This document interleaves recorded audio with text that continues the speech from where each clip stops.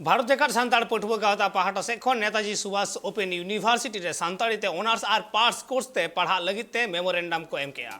बड़ाई जों कथा कना आयमा सानताड़ पठुआ के मोने ताहम तुलुई हो रेगुलर ते सानताड़ी बांग को पढ़ाव दाड़िया कना से बांग को पढ़ाव दाड़िया और उनको पठुआ को कथा उयहर कतेन के नोआ पौड़ी लहावा कदा भारत जाकर सानताड़ पठुआ गावता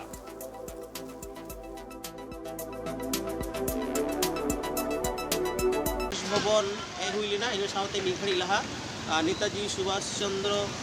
मुक्त विद्यालय जहाँ हेड ऑफिस करना पश्चिम बंगल ओडे चलावना तो नित विकास भवन में लिया और विकास भवन निये कारण ते हेज हुई लेना जे सानताड़ी सातामाते रेगुलर कोर्स अंडर ग्रेजुएट और ग्रेजुएट पोस्ट ग्रेजुएट कोर्स को चलाना किंतु उपेनते नित ऑल पढ़ा आरी एतहबा तो एतहबा लगन और लगिते और स्पेशल सेक्रेटरी हायर एडुकेशन और जहाँ दो चंदनी मैम चंदनी टुडू उनठेन नवा को विषय तक और नापाम मोले हेज लेना चंदनी मैम साथे माने मैडम साथे नापाम काते गालमारा काते आपे चेत आस्था पे बुझाव केदा हाँ उनी साला नापाम काते बेस दीर्घ समय आलोचना हुईना गापालमाराव हुईना ओना गापालमाराव आय हो आंजम के आय दीर्घ समय धरे तो नवा के आश्वास एम के जेहेतु नवा विषयटा दो उपेन जहाँ ऑल पढ़ाव आरकी नवा दो आलादा मिटेन दफ्तर में तो जहाँ दो नेताजी सुभाष ओपन यूनिवर्सिटी तो ओपन यूनिवर्सिटी जहाँ दफ्तर रे नवा को बेसी कमी हुई कना तो ओंडे खन जहाँ लेका आको निर्देश को एमा को नोडे और उनका मतो आको कमी को लगन को लहाया मेनते नवा और उनी आबरन गे जहाँ मिनाय तबना स्पेशल और सेक्रेटरी चंदनी मैम चंदनी टुडू अच्छा सनम को जोहार गे आले दो तिहिन कोलकाता रेना नवा सॉल्टलेक सुर पुरुनामुई नोडे हेना नवा दो नेताजी सुभाष ओपन यूनिवर्सिटी ना एकदम हेड ऑफिस कना नवा हेड ऑफिस रे हिजुना अजे दो हुई कना कि अब बड़ा गया बो जे रेगुलर ते सानताड़ी ते एमए ऑलरेडी हा ओकना नवा बेंगल रे तो आले की चाय कना नवा बेंगल रे नेताजी सुभाष ओपन यूनिवर्सिटी रे लगन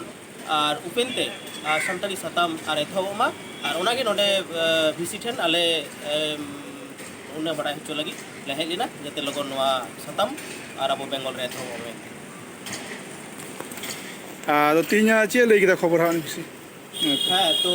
विसी नोडे मेन के कि नवा नोडे जहाँ विसी ने जॉइन का है 7 दिन हुई कना तो उनी बेपारटा इन उन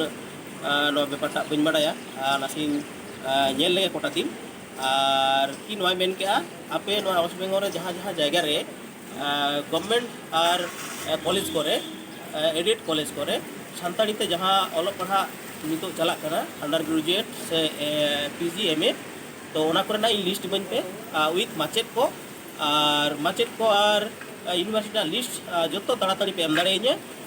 तो ताड़ाताड़ी आले नोले प्रोसेसिंगा तो इन चेष्टाई नोआ आदि लगन नोआ साताम जाते और उपेनते ऑल पढ़ा और एहब होबे नोआ कथे मेन अच्छा निये परे दो आपे कमी हो दो ची कना हाँ निये तायनम दो हुई करा कि नोआ जहाँ विसी मेन गया जे वेस्ट बेंगल जहाँ को कॉलेज रे ऑल पढ़ा चला कना सानताड़ी ते जहाँ लैंग्वेज सब्जेक्ट लेकाते नोआ ना लिस्ट एम नोआ होले मेनतराव काते जे लगन नोआ एतहब जुदी बा एतहबा ताले किंतु आले मेटेन नोडे कोडरा मेटेन आर हो जमेलाय आले सपड़ा मेनते और आय आश्वास एम का जे नोआ दो लेंदी बटे प्रोसेस कना इन नोआ को कागज का में पे और इन चेष्टाई लगन गे नोआ रेना और ऑल पढ़ाई तो कमी करा को आज चेष्टा अच्छा ताले निये जून सेशन कोई की निया शुरू ना संभावना से चलका लई किदे हाँ तो नोआ दो मेन आज जेहेतु नोआ दो हा बेटे लेंदी प्रोसेस कना हाँ यूजीसी ठन को नोआ दो और उनको को ग्रेंड को एमा जुदी नोआ सब्जेक्ट रे उनको लगन को एमा आले ले भेजाया आले जहाँ ऑफिशियल कमी कना ओना कमी को आले ले जेलदा।